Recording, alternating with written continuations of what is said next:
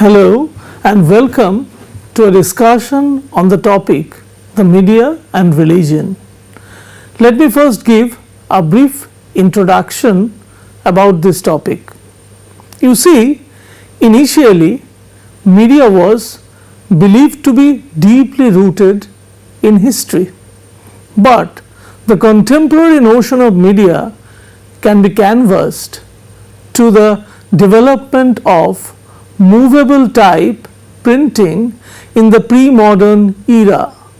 It is also to be noted that media was not merely a technological occurrence, because it was also characterized by important economic, structural and political attributes.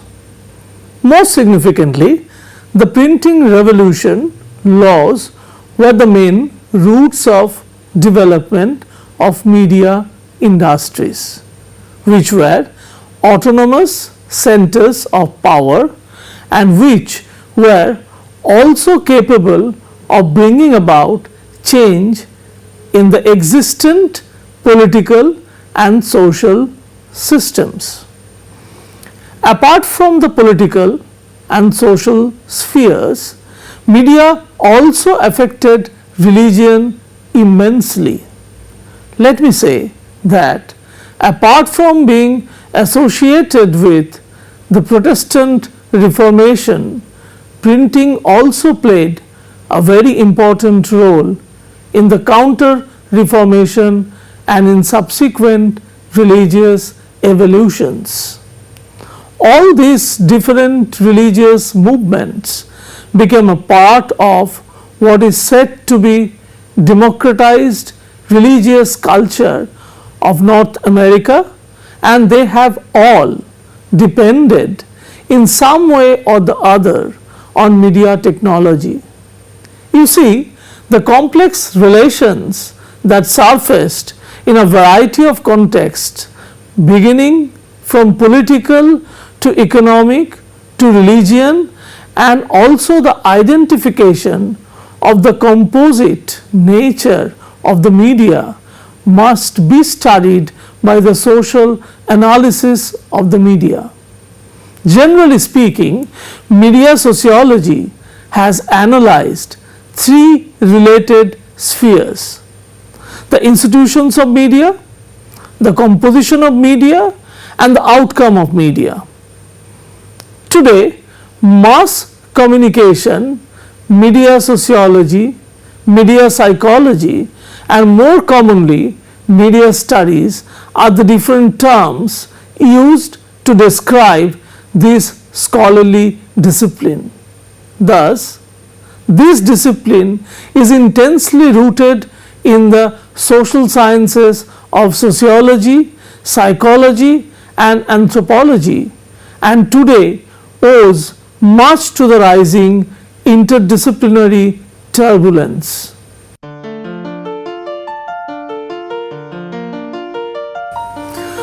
Now let us shift attention to the underlying features of the media, which I will now discuss in brief. The first one is that the media has a technological origin, and so technological changes have a significant role to play in the development and in the evolution of the media. Secondly, the media is a highly complex institution having hierarchical complexity as well as role and task differentiations. Thirdly, since the media act as a major economic forces, they are extensively incorporated as structures and industries. Fourthly, in comparison to other social institutions, their economic location provides them with a kind of individualism. And finally, the media are translocal, that is to say, they may be based locally but can also move beyond the local boundaries. Today this is termed as globalization.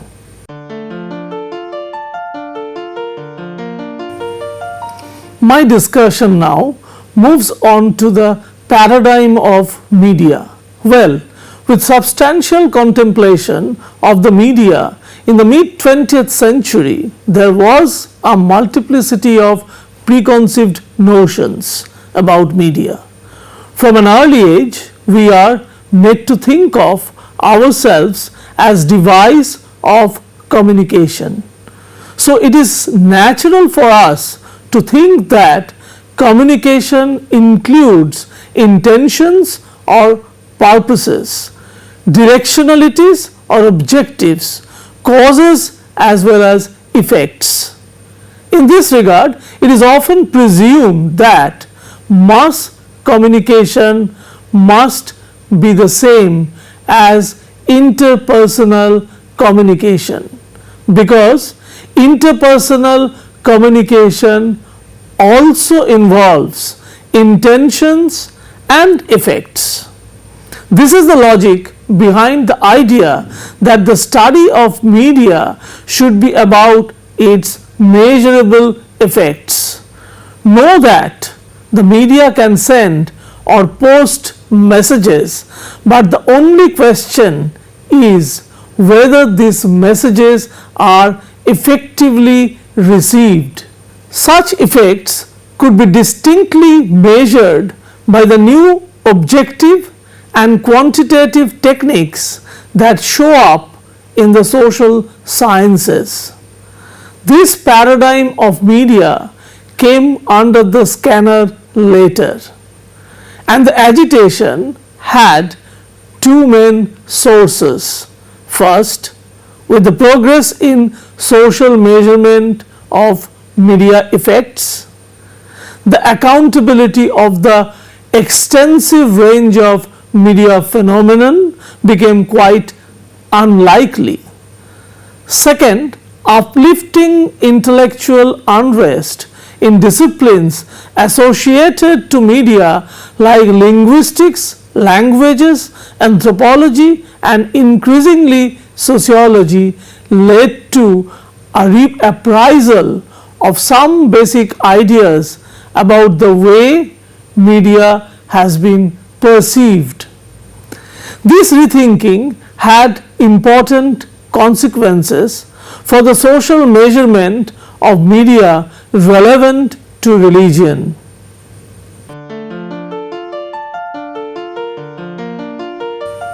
Well, let me now speak of media's mediation of religion. Here I would like to speak of James Carey, a communications theorist, media critic, and a journalism instructor at the University of Illinois and later Columbia University. In his essay, Media Rituals, Carey spoke about a distinction between what he called transmission and a ritual view of mass communication. Not only did he argue about the preconceived notions under which media research was then supervised, but he also opened avenues for a new and expanded way of viewing at the question of ritual and mainly at religion. Earlier, religion was comparatively unattended by media scholars, perhaps because of the unenhanced reading of theories of secularization. Many viewed religion as complex, something that deals with issues beyond the rational, and thus beyond the arena of empirical measurement. Scholars even assume that religion was unlikely to be a critical feature of media evolution. But in the later part of the century, there was a seeming prevalence of religion and its increasing presence in popular and public culture. People's attention was drawn to the academic study of religion, and this coincided with the realization that much was still left to the understanding of contemporary religion and its evolution.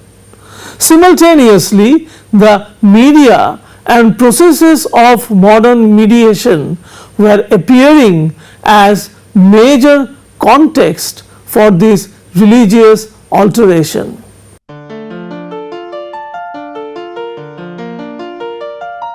After having spoken of mediation in religion, let me now talk about the two phases of mediated public culture, something which I should not miss out on.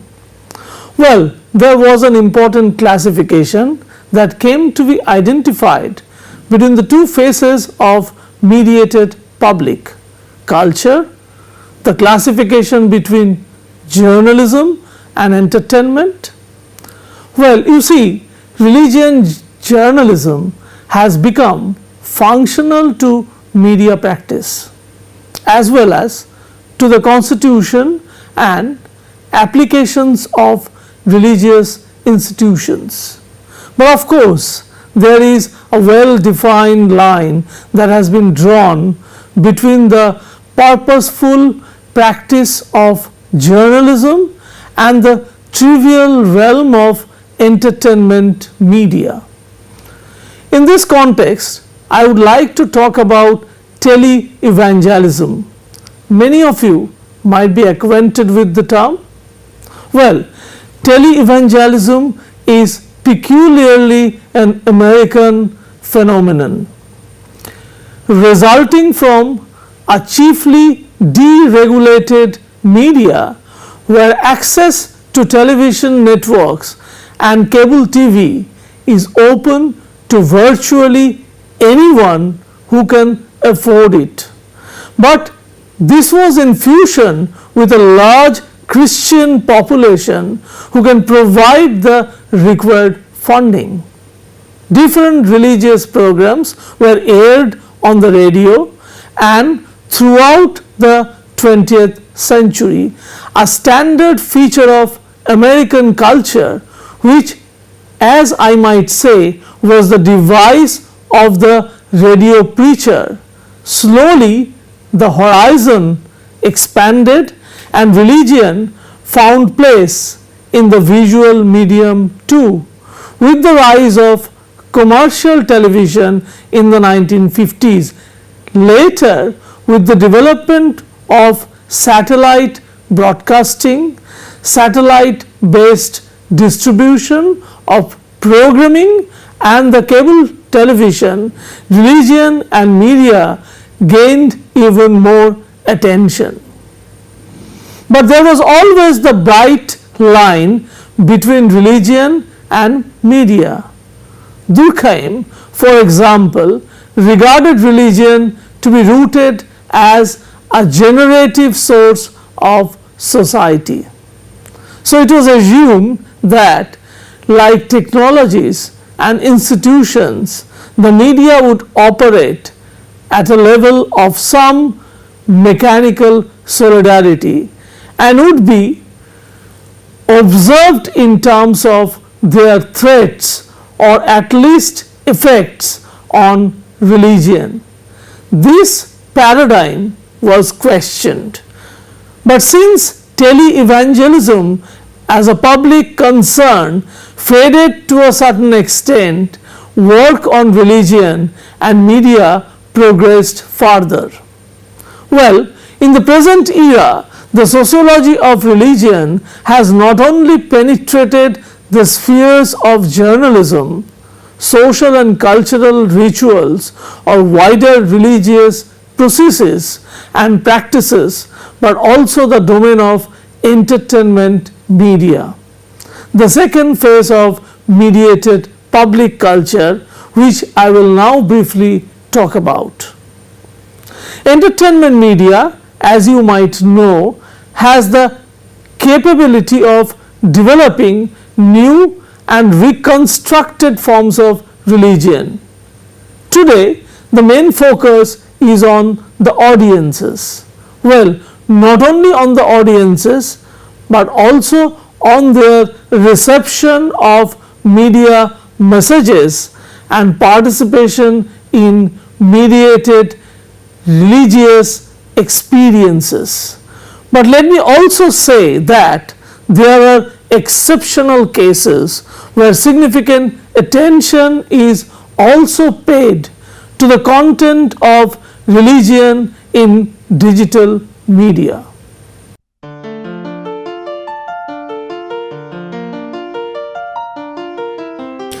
It might be interesting for you to know that rising trends in realms of religion studies and media studies has led to their convergence and the growth of mediated social marketplace.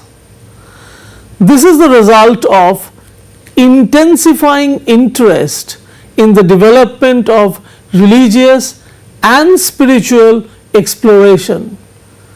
Stephen Warner has incorporated this approach under the framework of new paradigm describing the reorientation from religion as ascribed to religion as achieved as the primary feature of this shift. Not surprisingly, you can witness a fundamental change in the nature of American culture. Autonomy in religion has led to a faith sensibility encouraging individuals to seek or quest. This entails individuals acquiring increasing authority.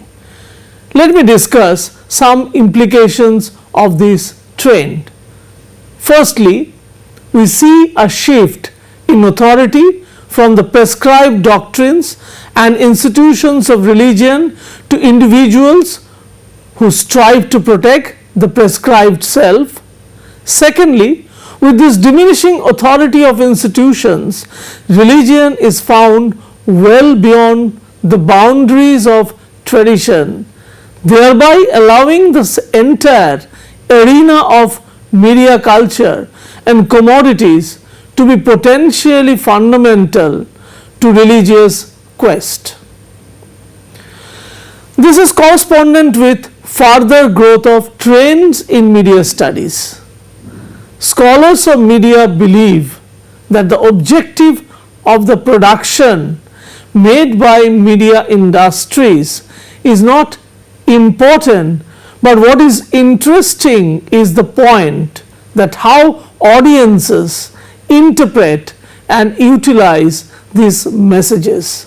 I am sure you all will agree with me on the fact that irrespective of the channel, genre or form, social studies of media should occupy themselves with how these things are used, interpreted and made sense of by the audience. This increasing union between scholarships of religion and media is reflected in the American sociologist Jeffrey Alexander's idea for a strong program in cultural sociology. This attributed to a rise in technology, an increasing proliferation of channels, cable and satellite television, including home videos, and the gradual digitalization of the media have accelerated these trends with a growing media marketplace. This implies a diversity of contents in addition to a diversity of sources. Thus, we can today witness the possibility of a much more open marketplace of media sources of religion.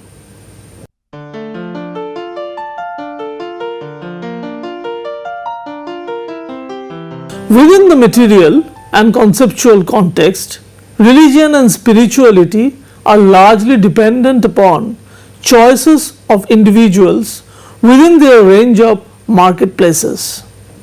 This emerging media marketplace provides religious and spiritual symbols and resources which occupies a central role in mediation for the individual.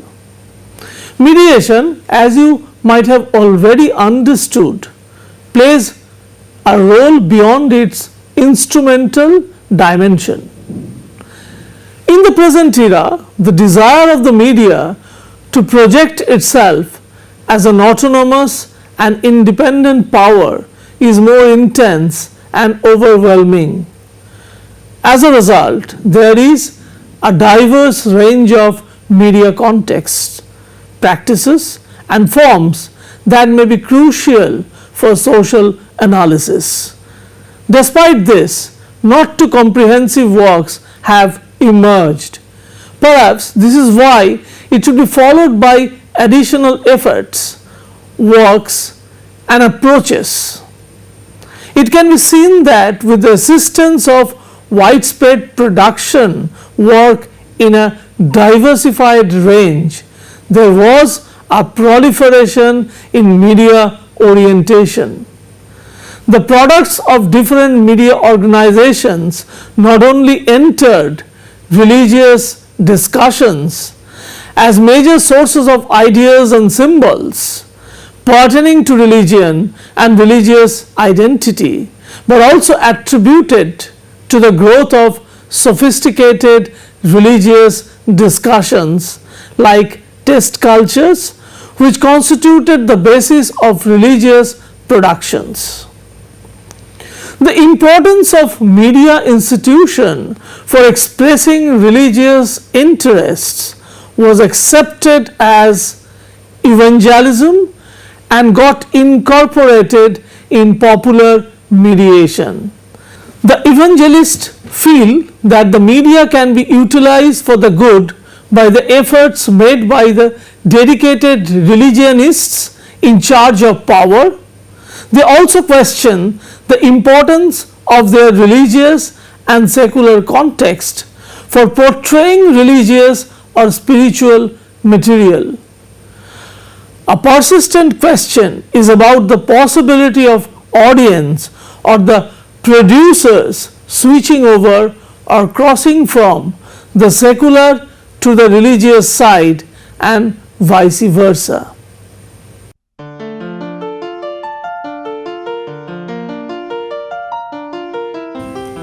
Well, the idea of religion and spirituality via the media has witnessed a change with the development of new paradigms in media and religion scholarship. New questions and context of analysis have been brought forward by the recent evolution of the digital age and the rearrangement of the analytical field research. This has occurred in two major ways. Firstly, an in-depth scrutiny was demanded with the introduction of a whole range of newly developed phenomena. Secondly, I will speak a little of Christopher Helland. Christopher Helland provided a precise analytic difference between the concepts of religious online and online religion. Well, religious online shows the ways in which the digital age has been used by religious bodies and institutions as well as by individuals for conventional religious purposes. On the other hand, in online religion, the digital world may form the basis of an innovative way of being and doing religion. Thus, the process of seeking religious subjects can be incorporated with the structuration and interactivity of the digital media.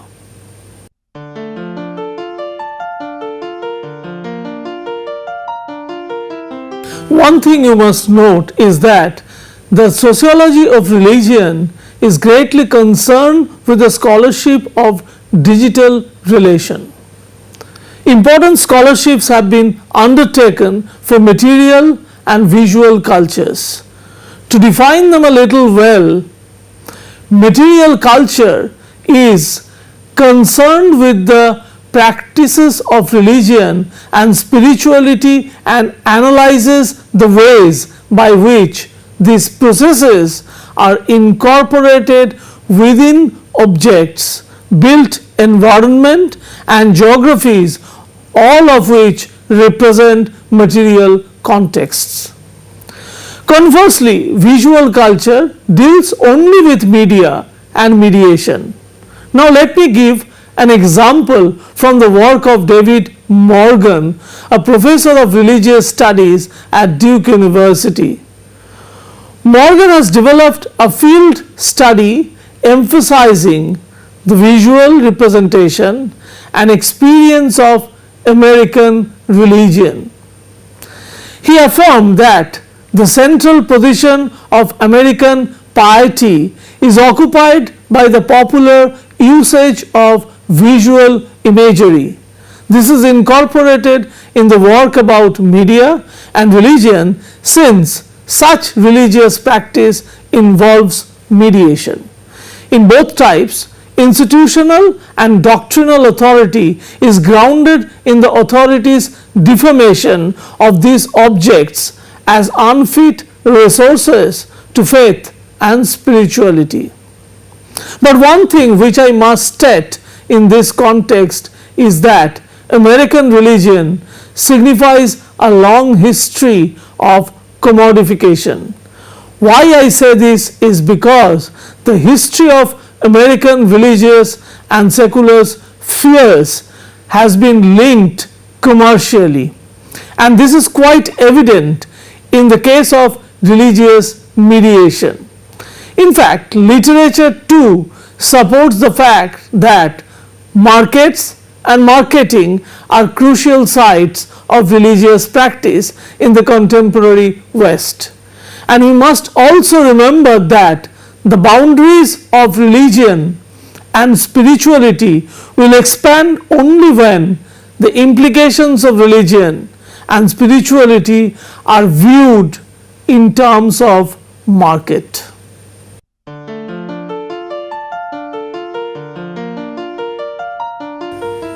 Well, a majority of the work on religious mediation seems to be centered on youth and youth cultures, where the junction between media and religion seems to be really striking. This is due to the fact that, in spite of the youth being passionate users of media and not evincing much interest in religion, the greater part of religiously centered media is directed towards them. This enhances their curiosity and involvement in religion. In addition, it also opens the source of inquiry of how secular media are interpreted by them in terms of religion and spirituality. This is unfailing with the general theme which states that media context is imperative for the creation and recreation of religious identity. You see, media occurrences are also represented by globalization. I say this because social, cultural, economic and political relations are greatly becoming translocal and transnational. Also, new landscapes of culture are formed as the formally specific cultural and social dimensions are ignored. Within this context, the mediation of religion becomes central to the social research and scholarship in a number of ways. In the religious scene, the media puts forward the context for global religious representation, understanding and conflict. The process by which religion is deciphered within and beyond their national context is the fundamental way in which religion is replicated in international journalism. This can be seen in the events surrounding the 9/11 attacks and their effects.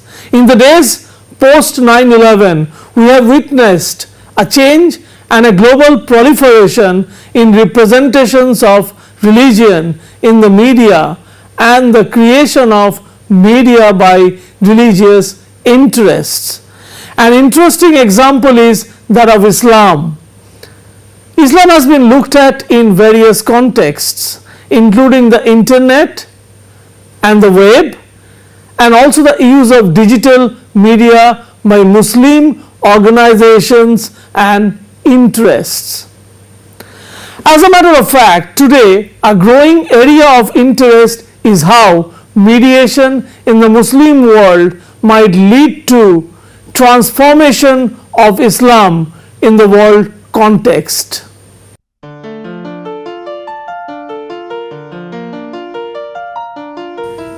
Undoubtedly, there is an abundant supply of studies that analyze the mediation of religion and culture in concrete social contexts. Contrary to this relationship of the media and the local cultures, innumerable scholars have stated that those dominant cultures are increasingly negotiating with global culture. Hence, there is a culmination of new media forms, practices and identities. Common examples can be popular religious practices in Egypt, welcoming Bollywood or Hindi movies in India and the like. Although these may appear to be complex, but they do provide a detailed analysis of the ways in which religion and media are being more and more integrated. With this, I come to an end of the discussion on the subject of the media and religion. Thank you for attending the lecture. I look forward to meet you in some other discussion on some other topic.